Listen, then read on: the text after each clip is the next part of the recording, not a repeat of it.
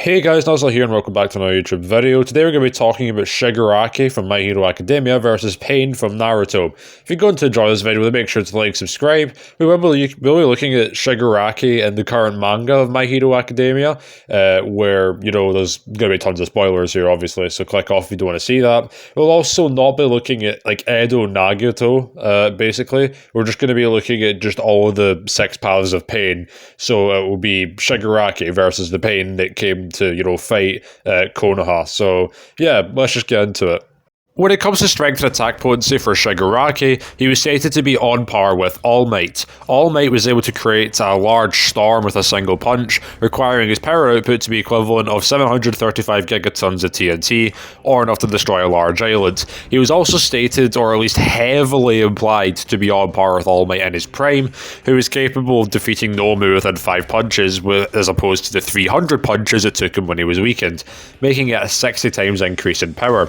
This then put Shigaraki at 44 teratons of TNT, or enough to destroy a country.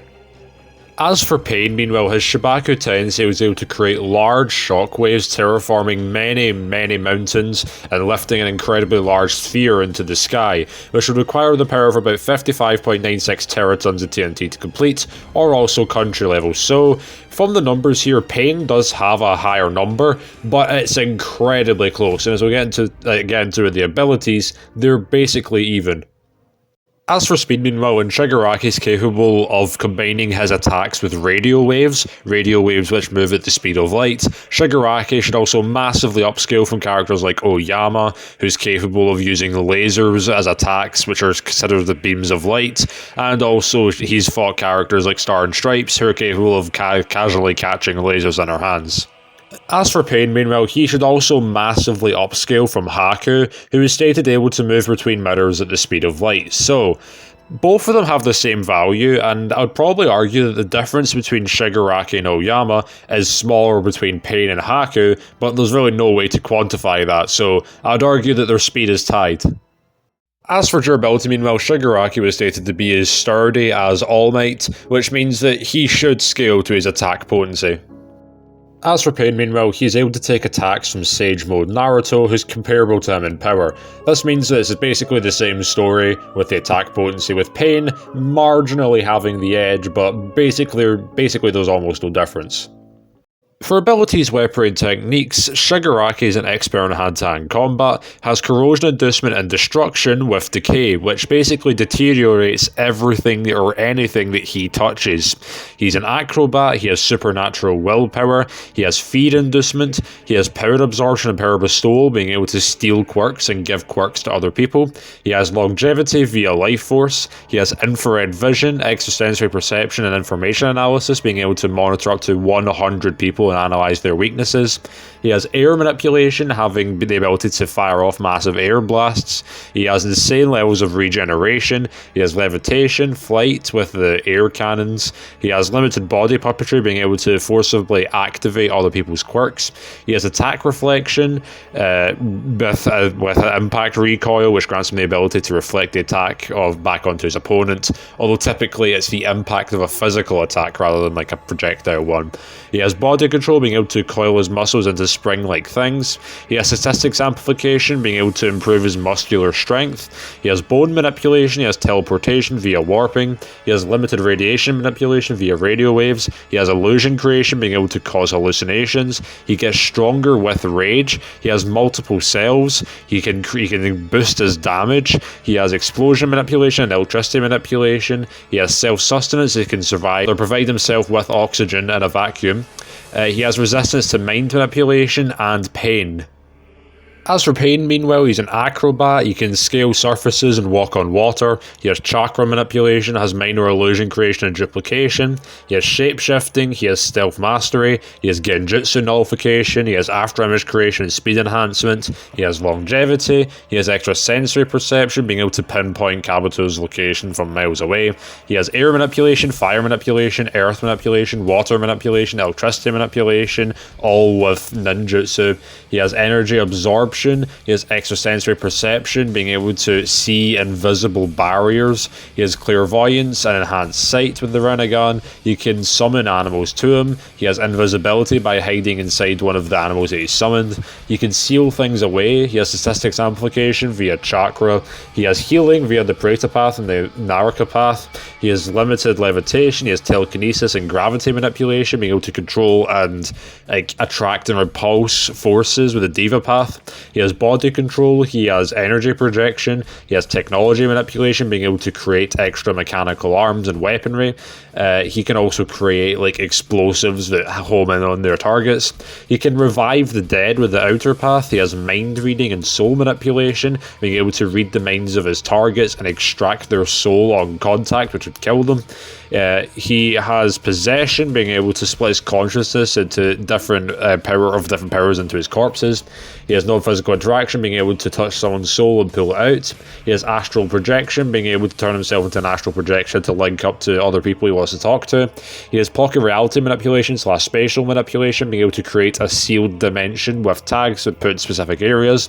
He has limited death manipulation by being able to put his or another person's chakra onto their opponent and control them as his body is albeit weaker. Once the chakra runs out, the person dies.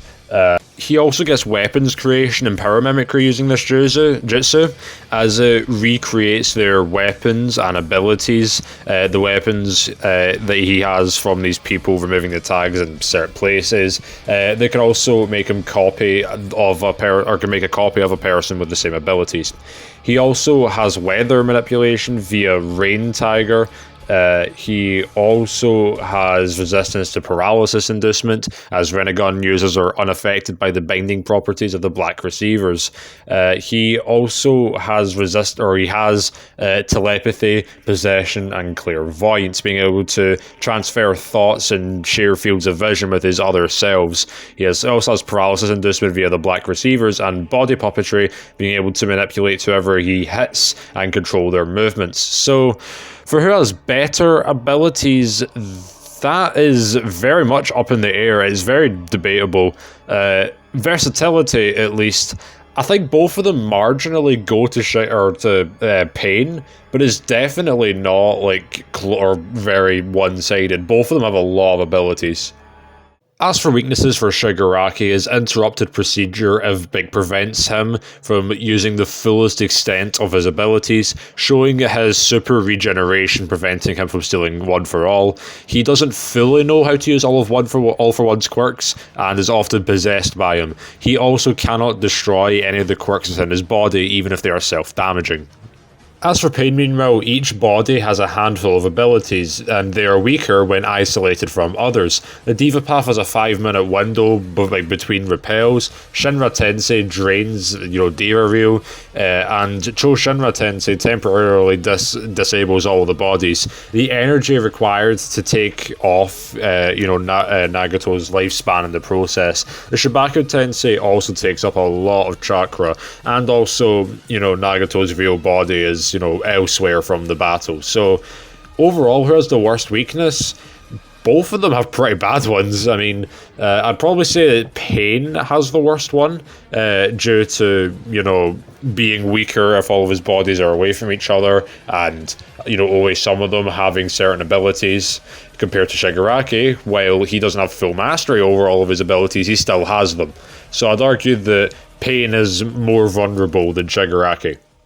So overall, who wins the fight? We've gathered from this that the speed is equal. Pain is stronger, more durable, has better abilities, and is more versatile. Meanwhile, Shigaraki is less vulnerable. So, who wins the fight? Looking at the chart there, it looks like it's all in Pain's favour. And well, I guess from a certain point of view it is nowhere near a stomp, as literally every single category is incredibly close. The strength gap barely even matters, since, well, you can argue that Pain's stronger, Shigaraki can get stronger via rage, and also is better in hand-to-hand combat.